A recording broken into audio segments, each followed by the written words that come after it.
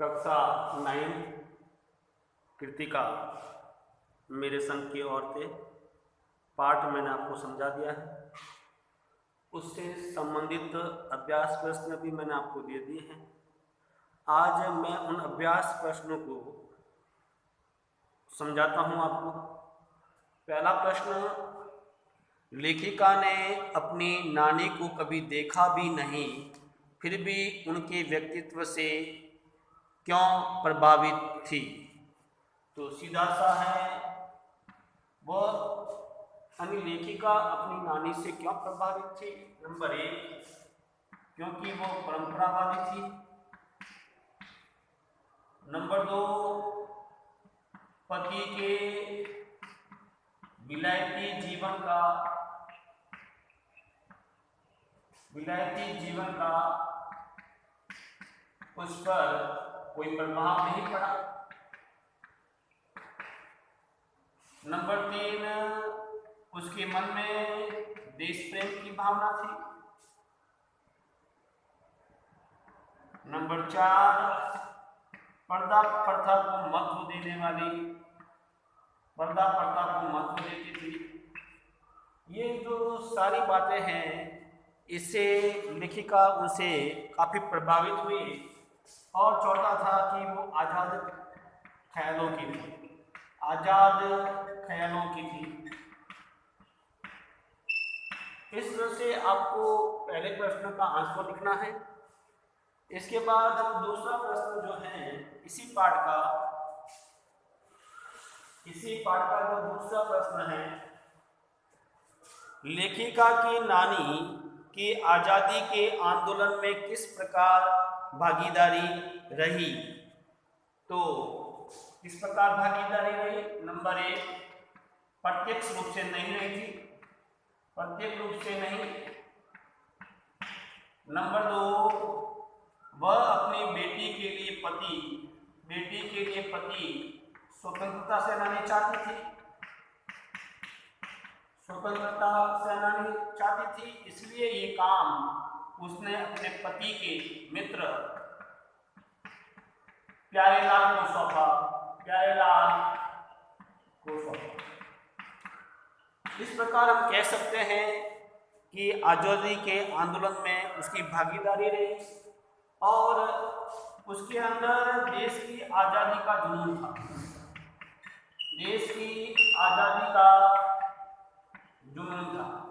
ये दूसरे प्रश्न का आंसर है। इसके बाद हम तीसरा प्रश्न देखते हैं। तीसरा प्रश्न जो है, लेखिका की मां परंपरा का निर्वाह न करते हुए सबके दिलों पर राज करती थी।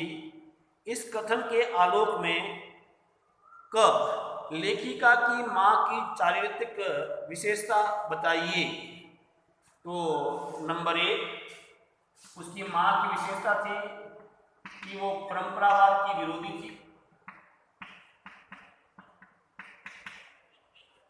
नंबर 2, वो निष्पक्ष सत्यवादी थी।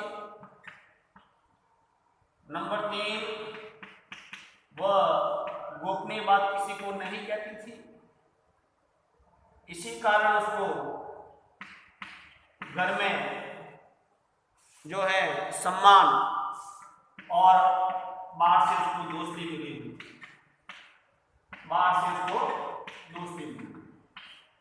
ये तो क का आंसर है। इसके बाद इसमें ही ख क्या है? लेखिका की दादी के घर के माहौल का सब चित्र कीजिए। तो किसी प्रकार की संकीर्णता नहीं थी इस परिवार में,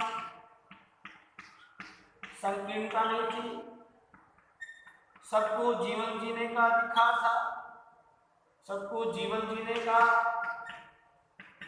था। सभी अपनी बात खुलकर कर सकते थे। एक तरह से हम कह सकते हैं मैत्रीपूर्ण पारिवारिक संबंध थे सब में। इस तरह से आपको आंसर देने हैं। चौथा प्रश्न जो है,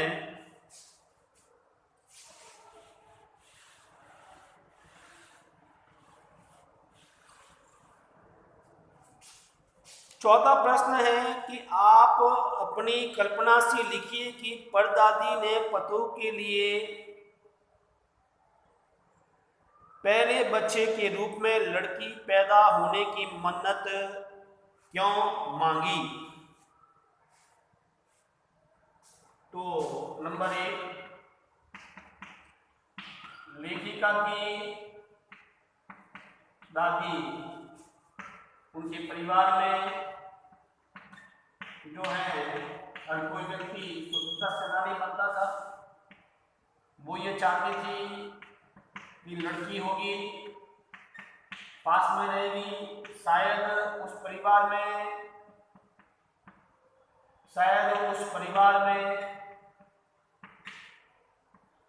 शुरू से ही सर्वप्रथम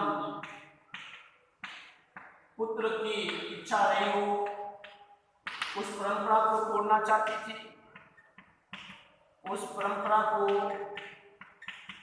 तोड़ना चाहती थी। यही कारण है कि भगवान ने उस परिवार में एक साथ इतनी लड़कियां भेज दी। और शायद लड़की को लक्ष्मी का रूप भी माना जाता है कि पहली लड़की होगी तो घर में आमदनी भी बढ़ेगी। ऐसे बहुत सारे कारण हैं जो आप लिख सकते हो।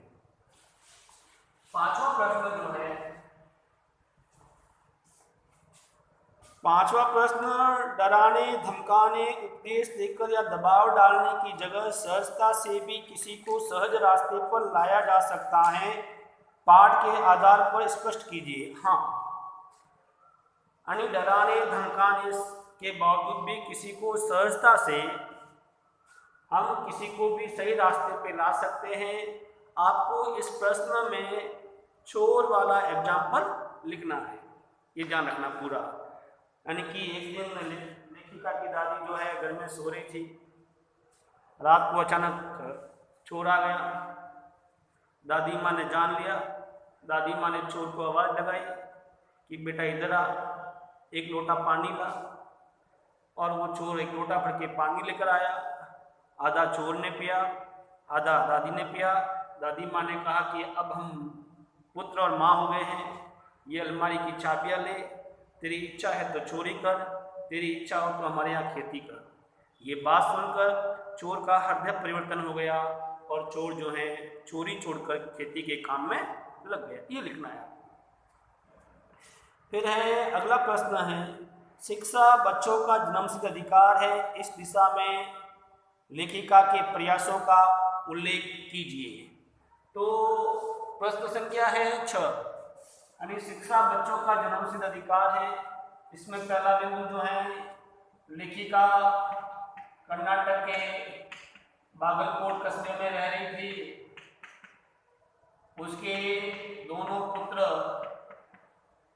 बड़े हुए, आसपास कोई स्कूल नहीं था, आसपास कोई अच्छा स्कूल नहीं था। उसने वहां के कैथोलिक बिशप से रिक्वेस्ट की कि स्कूल खोला जाए, लेकिन उन्होंने स्कूल नहीं खोला। कहा कि यहाँ पर ईसाई लोग कम हैं, ईसाई लोग कम हैं। तो लेखिका ने कहा शिक्षा पाने का अधिकार सबको है। तो कैथोलिक बिशप ने एक शर्त रखी कि आप लिख के दीजिए कि स्कूल 100 वर्ष तक चलेगा। लेखिका ने मना कर दिया कि ये मैं कैसे कह सकती हूँ। तो लेखिका ने अंग्रेजी कन्नड़ हिंदी प्राइमरी स्कूल खोला और वहाँ के बच्चे आगे जाकर उन्होंने अच्छी स्कूल में प्रवेश लिया। इस प्रकार हम कह सकते हैं कि शिक्षा पर सबका अधिकार है और इस अधिकार को दिलाने के लिए मृदुला गर्ग ने अनेक प्रयास किए। अगला प्रश्न है 7वां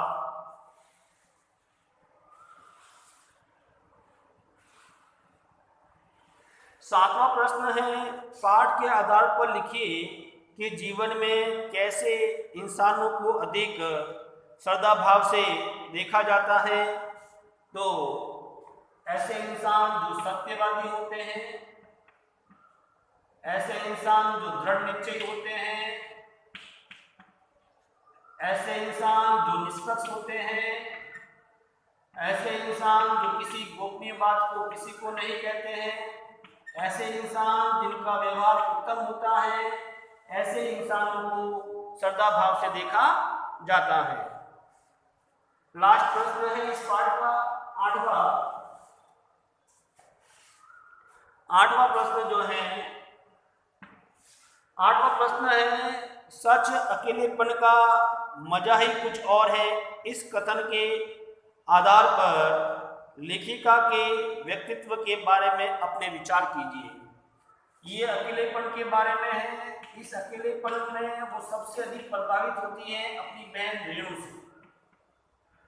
रेणु जो है, जब दिल्ली में 9 इंच बारिश होती है, तब वो गाड़ी में न बैठकर अकेली स्कूल जाती है और स्कूल बंद होने पर वापस दोनों को लौट आती है। सभी लोग इसके काम के इस अकेलेपन को देखकर, उसके दृढ़ निश्चय को देखकर प्रभावित होते हैं। इसी से प्रभावित होकर मृदुला गर्ग भी अपने अकेले बलबूते पर बिहार में महिलाओं को नाटक के लिए प्रेरित करती हैं और वो अन्य पुरुषों के साथ भाग लेती हैं। यही नहीं, अपनी बहन से प्रभावित होकर मृदुला गर्ग जो है, कर्नाटक के बागलकोट में एक स्कूल अपने अकेले दम पर खोलती हैं। इस तरह से हम कह सकते हैं कि अकेलेपन का मजा ही कुछ और होता है। इस तरह से ये अध्याय यही समाप्त होता है। अब हम अगला पाठ जो है उसके बारे में अध्ययन करते हैं।